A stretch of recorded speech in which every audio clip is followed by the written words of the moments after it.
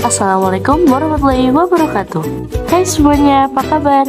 Semoga kalian baik-baik saja ya. Di sini kami akan menjelaskan tentang sejarah Kerajaan Aceh Darussalam.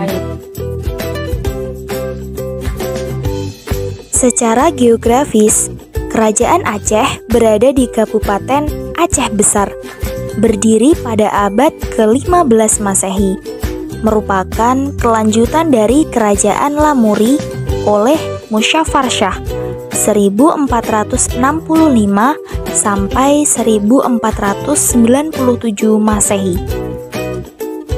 Raja pertamanya adalah Ali Muhayyad Shah. Wilayah kekuasaannya dari Pidie sampai ke Sumatera Timur.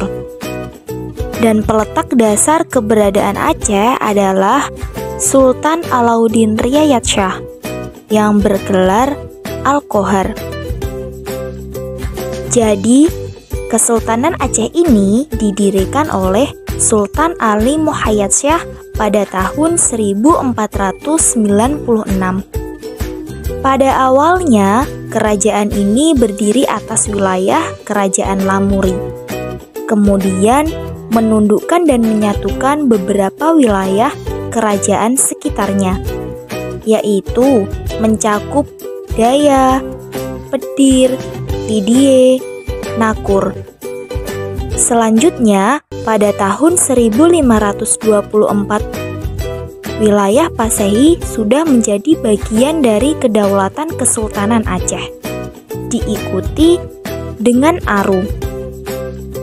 Pada tahun 1528, Ali Muhayyad Shah digantikan oleh putra sulungnya yang bernama Salahuddin, yang kemudian berkuasa hingga tahun 1537.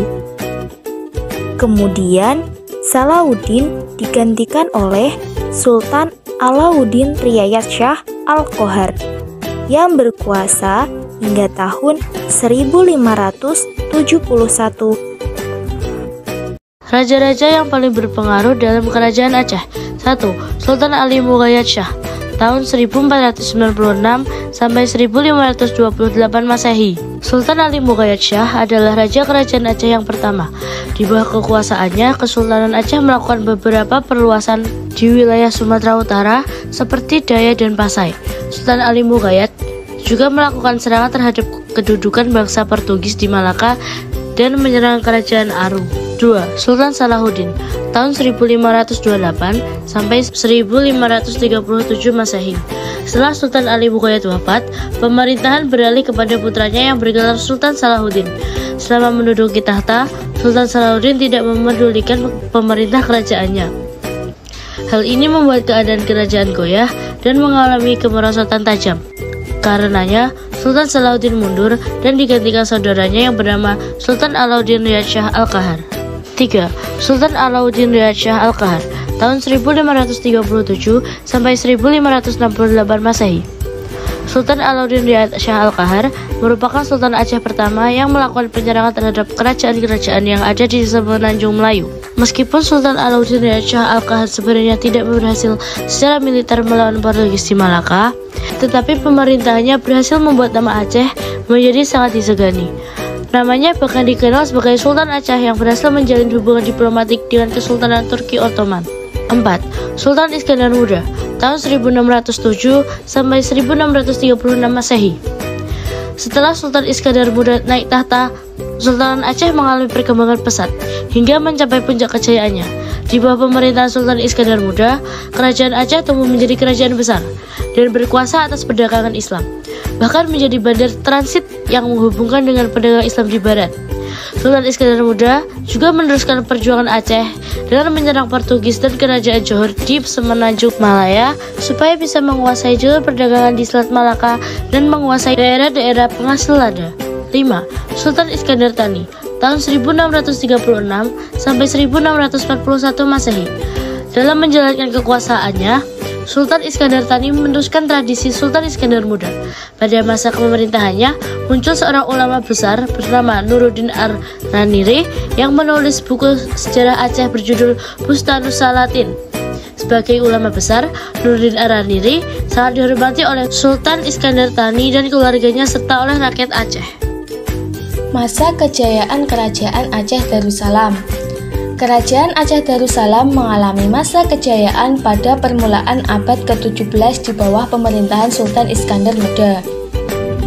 Di bawah kepemimpinan Sultan Iskandar Muda, Kerajaan Aceh Darussalam mengalami kemajuan di beberapa bidang, antara lain yaitu bidang perdagangan. Di bidang perdagangan, Kerajaan Aceh Darussalam tumbuh menjadi kerajaan yang berkuasa atas perdagangan Islam, bahkan menjadi bandar transit yang dapat menghubungkan dengan pedagang Islam di dunia barat. Selain bangsa Belanda dan Inggris, bangsa asing lainnya seperti Arab, Persia, Turki, India, Siam, Cina, Jepang juga berdagang dengan Aceh. Sultan Iskandar Muda juga meneruskan perjuangan Aceh dengan menyerang Portugis dan kerajaan Johor di Semenanjung Malaya. Tujuannya adalah agar bisa menguasai jalur perdagangan di Selat Malaka dan menguasai daerah penghasil lada. Pada masa ini juga pengaruh agama dan kebudayaan Islam begitu besar dalam kehidupan sehari-hari masyarakat Aceh, sehingga daerah ini mendapat julukan Seoramo Mekah atau Serambi Mekah. Sultan Iskandar Muda juga terbilang sukses dalam memperluas wilayah kekuasaan, termasuk Semenanjung Malaya, yaitu Johor, Perak, Melaka, Kedah, Patani, sampai sebagian besar wilayah Sumatera. Hal ini menjadikan wilayah Kerajaan Aceh Darussalam sangat luas di bawah pemerintahannya. Masa keruntuhan Kerajaan Aceh Darussalam. Kerajaan Aceh mulai mengalami kemunduran setelah Sultan Iskandar Muda wafat pada tahun 1636. Keruntuhan Kerajaan Aceh ini terutama dipengaruhi oleh adanya perebutan kekuasaan. Sepeninggal Sultan Iskandar Muda, Kerajaan Aceh dipimpin oleh Sultan Iskandar Thani. Faktor lain yang menyebabkan keruntuhan Kerajaan Aceh adalah semakin menguatnya kekuasaan Belanda di Sumatera dan Selat Malaka. Pada masa pemerintahan raja terakhir Kerajaan Aceh, Belanda terus melancarkan perang terhadap Aceh. Perang Aceh dimulai sejak Belanda menginvasi Aceh pada tanggal 26 Maret tahun 1873. Namun, awal invasi Belanda tersebut mengalami kegagalan. Setelah itu, Belanda kembali menginvasi Aceh pada tahun 1883, 1892, dan 1893.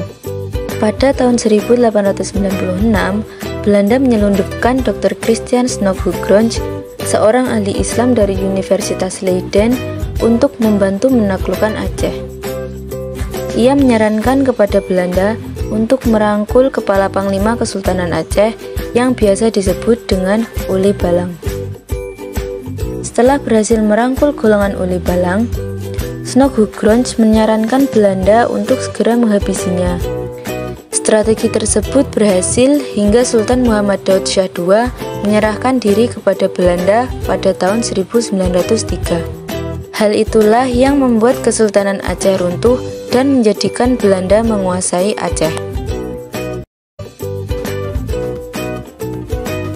Demikian materi yang dapat kami sampaikan. Semoga bermanfaat ya. Terima kasih. Wassalamualaikum warahmatullahi wabarakatuh.